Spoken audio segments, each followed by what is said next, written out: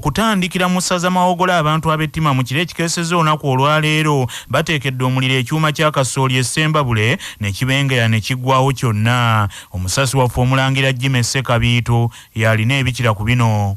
Enjege eno egudde mu kabuga ak'Ekabaale mu ggombolola y'e Nakasenyi mu disitulikiti ey'e Ssembabule ng'ekyuma kye bateekedde omuliro kya musuubuzi Michael Nsiima. Okusinziira ku Godfrey Tumwekwase awamu n'omukiise ku ggombolola Justus Kasozi abateekedde ekyuma kino omuliro baleese essubi ne balikoleza n'oluvannyuma omuliro ne gusaasaanira ekyuma kyonna ne kibengeya ne kiggwawo era essubi libateebereza nti liriyambisiddwa mu kukikoleeza balisanzeewo. Godfrey Tumwekwase ne banne bategeeza nti abakoze kino byali babyekuusa ku mpaana ya byanfuna mu kitundu kino so ng'ekyuma kino kibadde kibayamba nnyo mu kitundu awamu n'ebyalo ebiriraanyeewo. Nannyini ekyuma kino Michael Nsiima akedde kugenda ku poliisi e Masaka n'afunayo embwa ekongolusu era eno bwereeteddwa eggukidde ku muliraanwa we Florence Nakayiza era abaddewo katemba mu kumukwata bwe yagadde okumugajambula ate nga kuno kwegattiddwako n'abatuuze. Poliisi emututte nga n'okunoonyereza bwe kugenda mu maaso. Nze Jime Ssekabiito ku lwa CBS wano e Ssembabule. Mu ssaza Buddu ng'esigadde ennaku ntono okumalako ennaku 42 ez'omuggalo, Pulezidenti Yoweri Kaguta Museveni Tibuhaburwa gwe yalangirira olw'ekirwadde Lumiima Mawuggwe, Disitulikiti Kadho wa Greater Masaka Sheeswa Ibundugga musanyufu olw'abatuuze mu bbendobendo ly'e Masaka abanyiikidde okuteeka mu nkola ebiragiro ebyateekebwawo mu kwetangira ekirwadde kino ekya korona. Ono agamba nti embeera eno eviiriddeko n'ekirwadde kino okutandika okukendeera. Sheeswa Ibundugga mu kwogerako ne CBS ey'obujjajja ategeezezza nti gavumenti wamu n'abasawo bakoze ekimala mu kulwanyisa korona olwo abatuuze nabo ne bafaayo nnyo okuteeka mu nkola ebiragiro ebyassibwawo ekyongedde okukendeeza ku misinde ekirwadde ekya COVID-19 kwe kisaasaanira.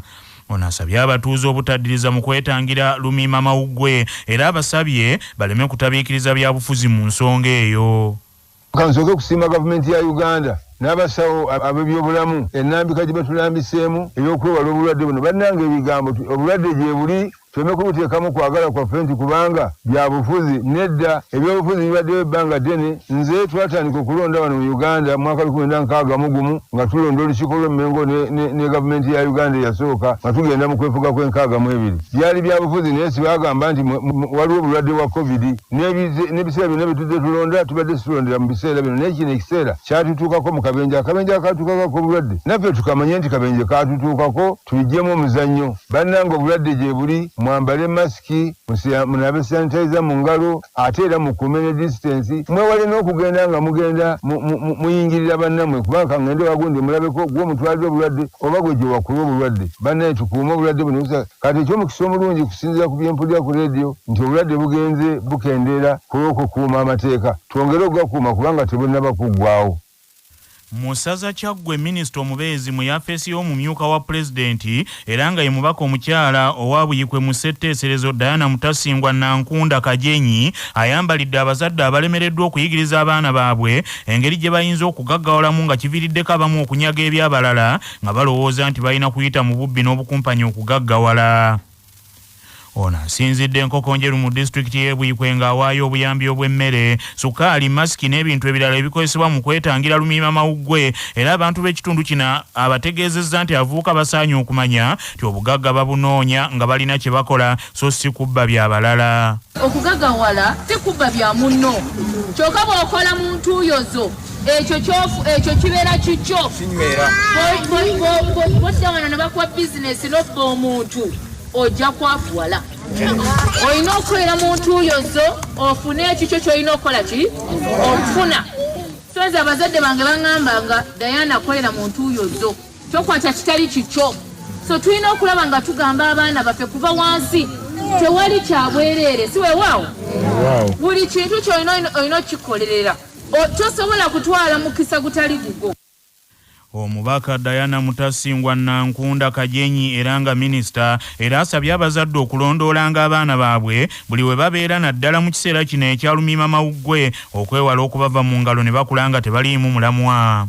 Tulina abaana ab'obuwala wano, tulina abaana bali mu COVID abatudde ewaka. So nze nsaba bazadde baffe abaana baffe tubulirire abaana baffe. Mumanye embaata n'enkoko, embaata bw'ezaala obwana bwayo egenda obulekawa. Kyokka gwe ng'omuzadde beera ng'enkoko kyomunoonyeza kyakulya kyokka mubeere ku bampa ze nsaba abakyala abali wano abaana baffe abaana b'obuwala n'abavubuka tubabeereko oba ayomba oba anyiiga gwe mubeereko omugambe kyokoze tojja kukikola ekyo si kyekituufu agenze ku ssomero gwe ng'omuzadde gendayo ku ssomero omanye nti omwana wange asoma oba tasoma olina okusoma oba tosomye wakiri ova mu famire n'ogenda awe tujja okukwata abaana baffe tulina abavubuka batulemye olw'okuba ffe abazadde tetutaddeemu maanyi ku baana baffe waliwo abaana b'obuwala bafunye olubuto mukofi tulina enteekateeka mu district eno twagala okulaba nga tubafunira ebyokukola ebyemikono.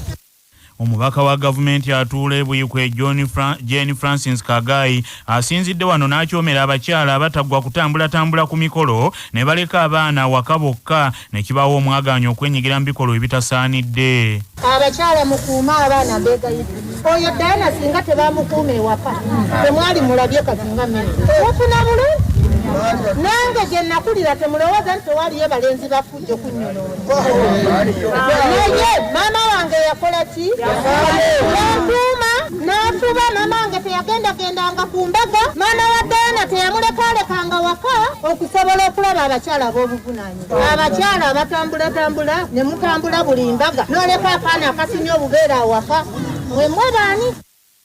Okuddayo mu ssaza Buddu abakulembeze mu gombola y'ekitanda mu disitulikiti y'Ebukomansimbi balabudde abazadde abasindika amabujje gokka mu bifo eby'olukale omuli enzizi n'amalwaliro ne bagamba nti kyabulabe nnyo era kiyinza okuteeka amabujje gano mu katyabaga ak'okusaabaana ekirwadde lumiimamawuggwe. Nnyini ntebe w'eggombola y'ekitanda Kamuli Joseph anokoddeyo abaana abasindikibwa ku ddwaliro lya Kitanda Health Center 3 okufuna obujjanjabi n'agamba nti bano bagenda bokka ku ddwaliro nga tebaliiko bazadde era bwe batuuka eyo ne badda mu kuzannya ne baana bannaabwe ng'ate abamu babeera bazze n'obubonero obulaga nti balina korona. Ono ategeezezza nti akabaate kano tekagenda kukosa baana bokka wabula n'abazadde ababa basigadde awaka bakutwalirwamu kubanga omwana bw'ajja ne COVID-19 ng'amugye ku mwana munne akawuka ate akatwala awaka bonna abaayo ne basaabaana.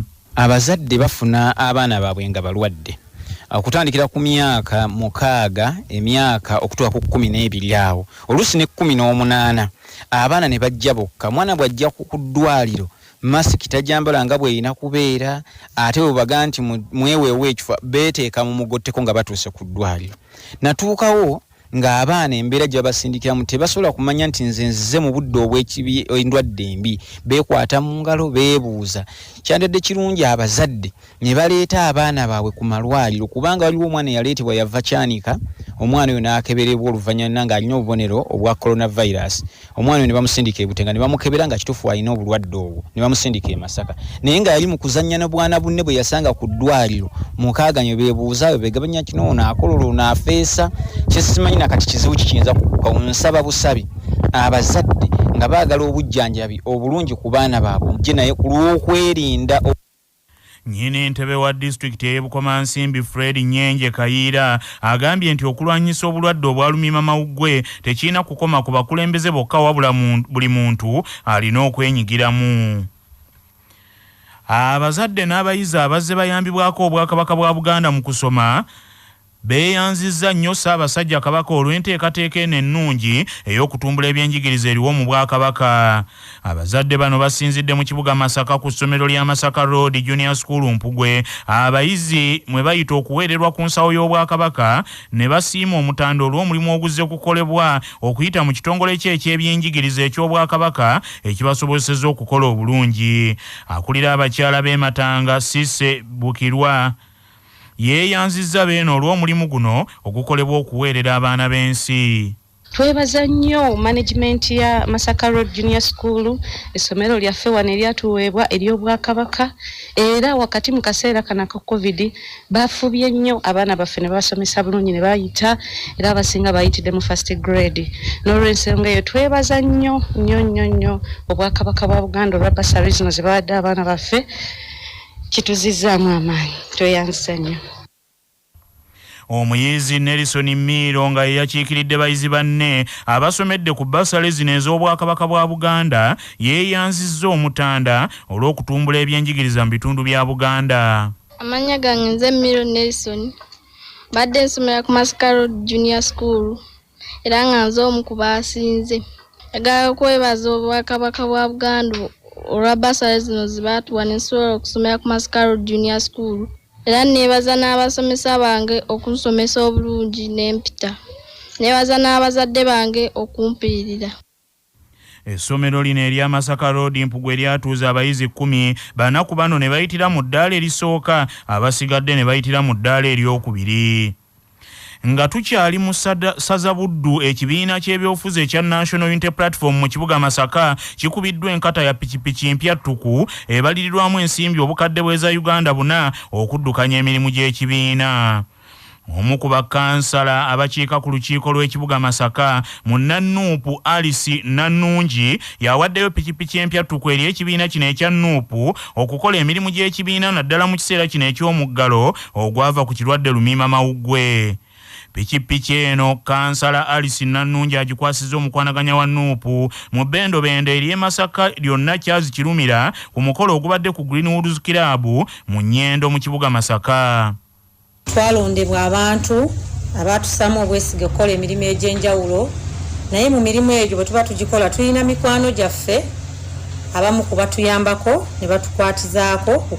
Nina mikwano gyange baŋŋamba nti bw'onooba owangudde kansala Nannungi tujja kubaako ekintu kye tukukwatirako okikolera abantu bo nga ffe tukuyambyeko mikwano gyo. Era akaseera bwe katuuse ne bambuuza ne mbagamba ku kyendowoozaako mu kaseera kano nange kyenjagala okuddiza ekibiina kyaffe okutuwa amaanyi ago agatuwanguza. Mwali tugulidde ppiki ne mbanyonnyola engeri gye tuyinza okukikolamu idea ne bagigula ey'okugula pikipiki. Ne mbagamba akaseera kano entambula nzibu nnyo nga tukola emirimu gya National Unity Platform. Bw'abadde ng'akwasibwa pikipiki eno, omukwanaganya wa National Unity Platform mu bendobendo erya Greater Masaka Charles Kirumira yeebazizza nnyo kansala Alice Nannungi olw'omutima ogwagala ekibiina kye. Neebaza bonna abeebeereddemu ne batuyamba ku by'entambula naddala mu biseera bino ebya lockdown ng'emmotoka zaffe tezisobola kutambula. Tutuuse okwebaza kwaffe eri abo abatuwadde ekidduka kino ekya pikipiki, era ne tusaba n'abalala abaliyo naddala bannabuddu, bannayuganda ne bannaffe abali mu diaspora abaagala National Unity Platform ogenda mu maaso nga tuzimba ekibiina kyaffe. Tweyanziza nnyo tweyanzeege era tusuubiza obuweereza obulungi nga National Unity Platform tujja kutuuka ku ntikko. Mu ssaza Butambala, akulira akakiiko ka disitulikiti y'e Butambala akagaba emirimu Joseph Mutumba awummuziddwa ku mulimu okumala ebbanga lya myezi 6 asooka anoonyerezebweko ku nsonga z'obuzaale bwe. Omusasi waffe Patrick Serugo kalukuviire ku ntono.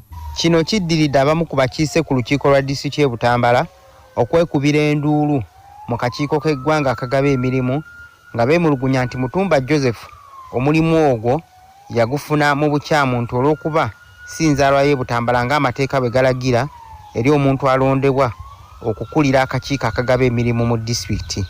Kigambibwa okuba nga Mutumba Joseph mu kufuna omulimu ogwo nti yalagayo empapula eziraga nti mutuuze wa ku kyalo Busisi Kiwaala mu luka gwe Lugali mu ggombala y'Eŋŋando, ng'ebbaluwa gye yalagayo yali ewandiikiddwa ssente w'ekyalo Busisi nga ye Kawooya John Bosco n'abakakiiko abalala nga bamukakasa nti mutuuze wa kitundu ekyo. Oluvannyuma lw'okuzuula ebirumira ku Mutumba, olukiiko lwa disitulikiti y'e Butambala lwayimirizza Mutumba Joseph ku mulimu ogw'okukulira akakiiko akagaba emirimu mu disitulikiti okumala emyezi 6 twasooka anoonyerezebweko nga basookedde kugenda ku kyalo Busisi Ŋŋando gye batuuzizza olukiiko lw'ekyalo okuzuula ekituufu. Kyokka mu lukiiko oluyitiddwa omukiise omukyala w'eggombala y'Eŋŋando ng'era yakulira ebyensimbi kakiiko ka disitulikiti y'e Butambala akafuzi Meme Kibwebwe, abatuuze n'abakakiiko ka Erosa ababaddewo bonna beeganye Mutumba.